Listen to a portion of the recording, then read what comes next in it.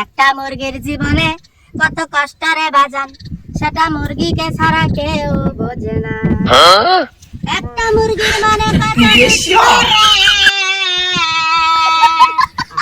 সেটা মুরগিকে ছাড়া কেউ বলতে পারে না। মুরগি যখন ডিম পারতে যায়, মুরগির পাছা দিয়ে ডিম বের হয় না। মুরগির কত কষ্ট রে, মুরগি কোয়াক কোয়াক কোয়াক করে চিৎকার করে রে। এত কষ্ট আল্লাহ দিয়েছে রে, মুরগি কুদ পারতে পারতে মুরগির পাছা লাল হয়ে যায়, তবু ডিম বের হয় না। আরে আরে থামুন তো, থামুন থামুন থামুন। মুরগির এত কষ্ট সেটা কেউ বুঝতে পারে না।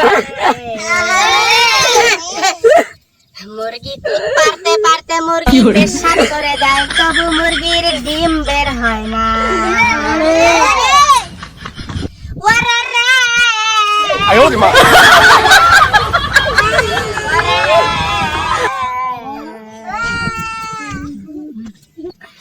মুরগি অবশেষে ভ্যারত করে কুতুম মেরে দেয়, ভ্যারত করে ছিঁড়ে যায়, তখন পাছা দিয়ে ডিমটা বের হয়ে আসে।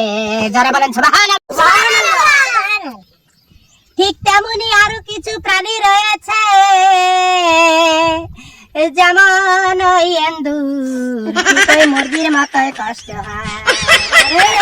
ও আমার ভাই বোনেরা, ও আমার খালা বোনেরা গো, তোমাদের তো কোনো কষ্ট নেই, দুঃখ নেই, তোমরা শুধু খেয়ে বসে শুয়ে যাচ্ছ। কষ্ট তো ওই বোবা এন্দুর।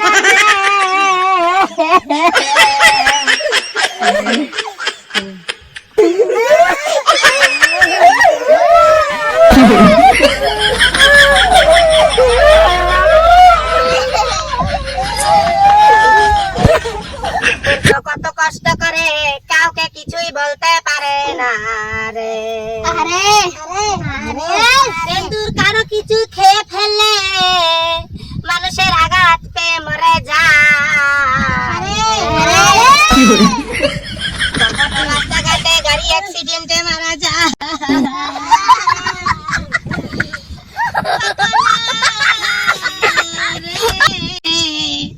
কখনো ভর্তা হয়ে চাশনি হয়ে মারা যায়। তাদের চিকিৎসা করার মতো এই দুনিয়ায় ডাক্তার পাওয়া যায় না। কেউ বোঝে না, মানুষে করে না আল্লাহর ইবাদত। তোরা তো বুঝলি না, তোরা কিছুই করলি না। তোরা মোল্লা যখন রাস্তা দিয়ে হেঁটে যায়, যুবক ছেলেরা মোল্লাকে দেখে ভয় পায়।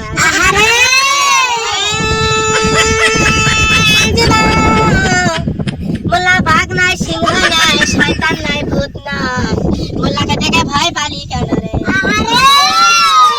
মোল্লা তো সেই মোল্লা, যে মোল্লার কারণে এই পৃথিবী আজও আছে, যে মোল্লার দোয়ায় এই পৃথিবী আজও জ্বলজ্বল করে জ্বলছে। ওই মোল্লা না থাকিলে তোমার বিয়া হইতো না, হইতো না। ওই মোল্লা না থাকিলে তোমার জানাজা হইতো না, মোল্লা সারা তোমায় কবর দেবে না, মোল্লা সারা তোমায় কবর দেবে না।